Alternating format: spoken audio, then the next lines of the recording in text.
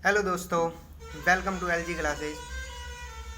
कल हमने देखा कि बहुपद के शून्य को कैसे ज्ञात किया जाता तथा शून्य को तथा गुणांकों के मध्य सत्यता की जांच करना हमने सीखा। अब इससे आगे बढ़ते हुए हमने आज एक नया क्वेश्चन देखते हैं कि एक द्विघाती बहुपद है अपने पास। ठीक है, बहुपद को ज्ञात करना है। ठीक है, जिसके शून्यकों का योग तथा गुणनफल अपने को दे रखा है। जैसा कि इसने क्वेश्चन देखते हैं, -3 और 2 दे रखा है, तो ये जो 3 है ये तो इसका शून्यकों का योग है और ये इसका गुणनफल है। ठीक है, जैसा कि आपको पता है। अब मैं यहाँ पे मान लेता हूँ, चलो इसको हल करके देखते हैं कि मैं मानता हूँ कि द्विघात बहुपद का व्यापक रूप, जो कि मैंने आपको बता रखा है क्या है, ax² + bx + c। ठीक है, तो अपने को सेम सिचुएशन यही है अपने पास कि अपने पास योग दे रखा है। सबसे पहले योग क्या दे रखा है, -3 दे रखा है। ठीक है, तो अपने मेरे को बताया था मैंने आपको कि सत्यता की जांच के लिए अपन क्या कर रहे थे कि अल्फा प्लस बीटा, ठीक है, इज इक्वल टू -b/a होता है। अपने को क्या दे रखा है इसके बराबर, -3। ठीक है गुरु जी, यहाँ तक तो कोई दिक्कत नहीं है। अब एक ही वैल्यू अपने इसने दे नहीं रखी, देखते हैं। और अभी एक आगे वाला देख लेते हैं, इसका गुणनफल। गुणनफल में इसने दे रखा है, तो गुणनफल में क्या होता था, गुणनफल इसने दे रखा है 2, गुणनफल में क्या होता था, अल्फा और beta is equal to c/a।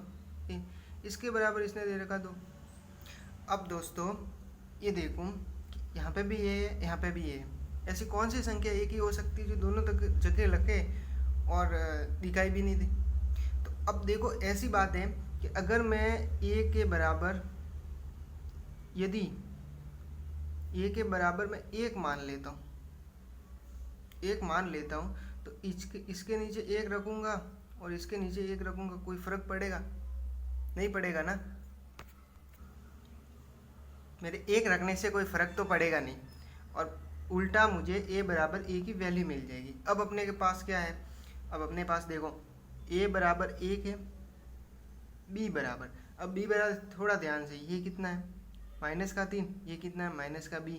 तो माइनस का इसका ये जो फॉर्मूला था अपने पास, इसका माइनस है। ठीक है, तो b बराबर कितना होगा, 3 हो गया।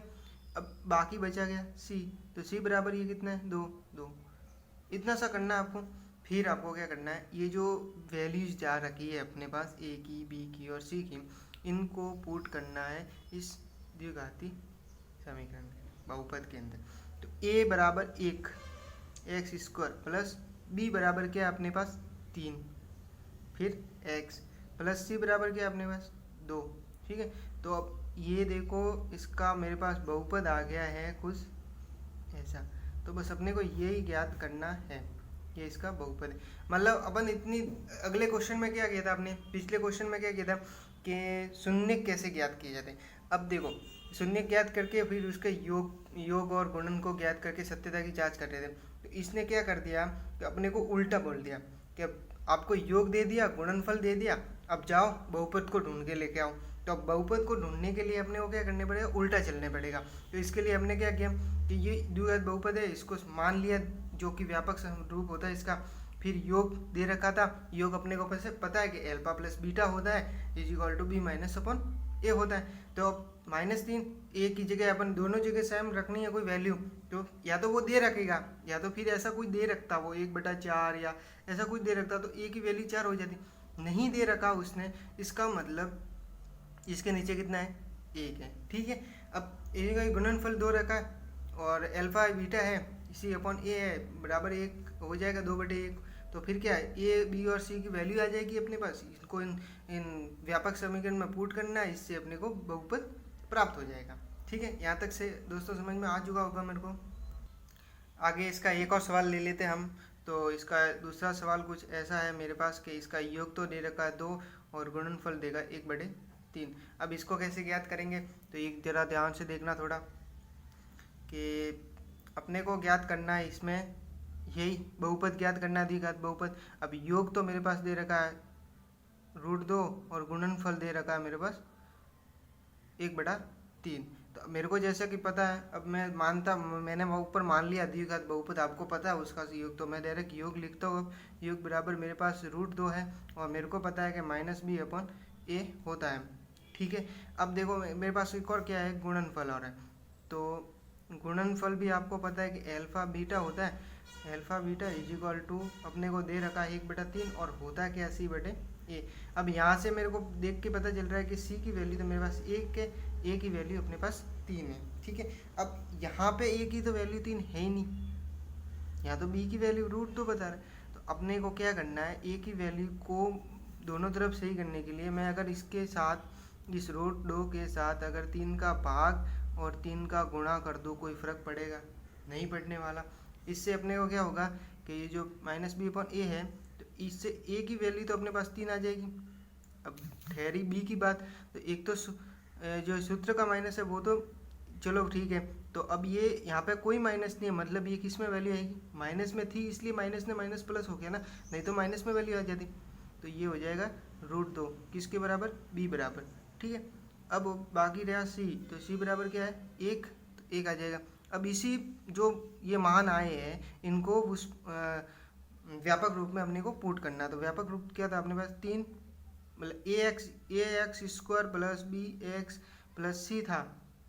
ठीक है, इसमें अब रखना तो a बराबर 3, x² ये कहीं, अब b बराबर या प्लस b, तो अपने पास क्या है माइनस में आया आंसर, ये रहा। तो अपने को यहाँ पे माइनस में पुट करना। ठीक है, ये बचा x प्लस c क्या है 1। ठीक है, अब इसको सही कर दो, 3x² -3 √2x + 1, ये अपने पास आया द्विघात बहुपद। ठीक है, यहाँ तक आपको समझ में आ चुका होगा।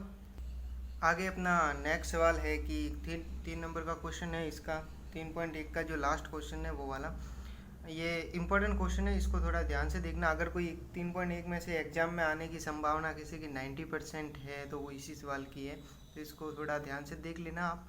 तो ये अपने को बोल रहा है कि यदि द्विघात बहुपद f(x) बराबर x² - 8x + k है कि शून्यकों के वर्गों का योग 40 है। शून्यकों का योग नहीं, शून्यकों के वर्गों का योग दे रखा है, इसने कितना दे रखा है 40 हो, तो k का मान ज्ञात करना है। इसको देख के, इसकी भाषा को देखकर घबराना नहीं है। सबसे पहले अपने को क्या करना है वो आप देखो कि ये तो बहुत हार्ड क्वेश्चन पूछ लिया सर, लेकिन ये इतना भारी भी नहीं है जितना दिख रहा है। जैसा कि मैंने आपको बताया कि हाथी के खाने के दांत कुछ और होते हैं और दिखाने के कुछ होते हैं, उस जैसा सवाल है ये। तो अब देखो आगे क्या करना है अपने को। इसमें क्या करना है, एक सिंपल सा तरीका बता दो। सबसे पहले तो जो अपने को फंक्शन दे रखा है f(x), इसको अपने को ले लेना। ठीक है, x² - 8x + k। ओके, इतना हो गया। अब आपको आता है क्या, अब तक क्या सीखा आपने सीखा कि शून्य कैसे ज्ञात करने, योग कैसे ज्ञात करने। अपने को यहाँ पे कोई शून्य को की पड़ी ही नहीं है, अपने को क्या करना है, शून्यकों के वर्गों का योग निकालना। ठीक है, तो शून्यकों के वर्गों का योग अपन कैसे निकालते थे, सिंपल सा तरीका, alpha plus beta is equal to -b/a। ठीक है, अपने को ये वैल्यू दे रखी है, तो ये -8 है। अगर मैं ये माइनस इसका और इसका माइनस x ये बराबर कितना है 1, माइनस माइनस कितना होगा +/1, तो फिर मेरे पास शून्यकों का योग कितना आया, alpha plus beta is equal to 8 आ गया। अब दूसरा मेरे को पता है कि इसका गुणन कितना होता है या गुणनफल कितना होता है, अल्फा बीटा है बराबर c/a है। तो अल्फा बीटा तो अपने को अभी शून्य निकाला ही नहीं, तो कैसे पता बोले, लेकिन ये तो पता है c/a। तो c की वैल्यू कितनी है k। ठीक है, a की वैल्यू कितनी है 1, सिंपल सा है यहाँ तक। मतलब शून्यकों का गुणनफल कितना आया k और इसका योग कितना आया 8। अब क्या करना है आगे, सबसे बड़ी समस्या, क्वेश्चन को वापस पढ़ो कि शून्यकों के वर्गों का योग 40 है। ये तो अपने को शून्यकों का योग निकला है, शून्यकों के वर्गों का योग कितना है 40। देखो ये शून्य पहला, इसका स्क्वायर प्लस दूसरा शून्य इसका स्क्वायर, इसके वर्गों का योग। ठीक है, ये कितना हो जाएगा अपने पास 40। यहाँ तक बिल्कुल कोई समस्या नहीं होनी चाहिए मेरे को जहाँ तक पता है। अब देखो आगे तो बहुत और बड़ी समस्या है अपने पास कि इसको कैसे किया जाए आगे। अपने पास तो कोई अल्फा² प्लस बीटा² का मान ही नहीं है, 40 दे रखा है। अब कैसे करेंगे इसको, तो एक मैं आपको सिंपल सा तरीका बताता हूँ कि आपने 8 क्लास में ए प्लस बी का होल स्क्वायर वाला फार्मूला तो पढ़ा होगा, ठीक है। अब उसको यहाँ पे अप्लाई करना है। कैसे करेंगे देखो, अगर एल्फ़ा प्लस बीटा है मेरे पास, अब इसमें मैं प्लस कर दूँ 2 अल्फ़ा बीटा और माइनस भी कर दूँ 2 अल्फ़ा बीटा, कोई फ़र्क पड़ेगा? ये तो आपस में कट जाएंगे, बचा तो यही है मेरे पास। ये तो मैंने अपने पास फार्मूला बन जाए इसलिए इसको इसके साथ जोड़ दिया। अब देखो, इन दोनों को मिलाकर मैं ये बोल सकता हूँ एल्फ़ा प्लस बीटा का होल स्क्वायर। क्यों बोल सकता हूँ?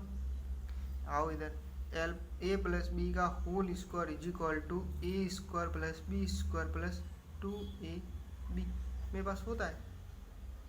सिंपल सा मेरे पास फार्मूला है, वो मैंने यहाँ पे इतने में अप्लाई कर लिया। इसका मतलब ये हो गया, बचा गया 2 अल्फ़ा बीटा। सिंपल है यहाँ तक। अब क्या करना है? अब मेरे पास इसके बराबर ही था, तो इसके बराबर कितना है अपने पास? 40 है, ठीक है। इसके बराबर अपने पास 40 है। अब देखो अपने को क्या करना है कि आगे मेरे पास इसकी वैल्यू है, देखो कहीं ना कहीं मिल जाएगी। अल्फ़ा प्लस बीटा की वैल्यू कहीं ना कहीं मिल जाएगी। ये देखो अल्फ़ा प्लस बीटा इसके बराबर मेरे पास कितना है? 8। इसके बराबर मैं 8 रखूँगा, लेकिन इस स्क्वायर को नहीं भूलना है, -2। अब ये भी देखो अल्फ़ा प्लस बीटा का गुणनफल भी मेरे पास कितना के रख दो, के बराबर कितना है? 40। अब आगे क्या करना है देखो, इसका स्क्वायर आपको पता होना चाहिए, नहीं पता तो 8 से 8 गुणा कर दो, हो जाएगा। ये माइनस का उधर भेज दो, प्लस का हो जाएगा 40 प्लस 2k, ठीक है। अब ये 40 प्लस का इधर भेज दो, माइनस का हो जाएगा बराबर 2k। अब इसमें से इसको घटा दो, 24 बराबर 2k।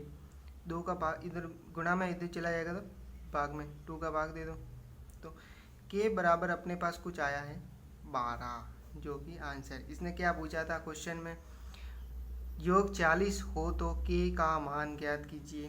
k का मान अपने पास आ चुका है, यही अपना आंसर है, ठीक है। तो दोस्तों यहाँ तक कोई समस्या होनी नहीं चाहिए, और हम आगे बढ़ेंगे। इससे इम्पोर्टेंट पार्ट है 3.2 प्रश्न वाली, जिसमें हम पढ़ेंगे कि बहुपद में भाग प्रक्रिया कैसे होती है, या विभाजन एल्गोरिथम का प्रयोग करते हैं कैसे किया जाता है, वो हम देखेंगे। इम्पोर्टेंट पोर्शन है इसके आगे, ठीक है। आज के लिए बस इतना ही, बाकी कल देखते हैं।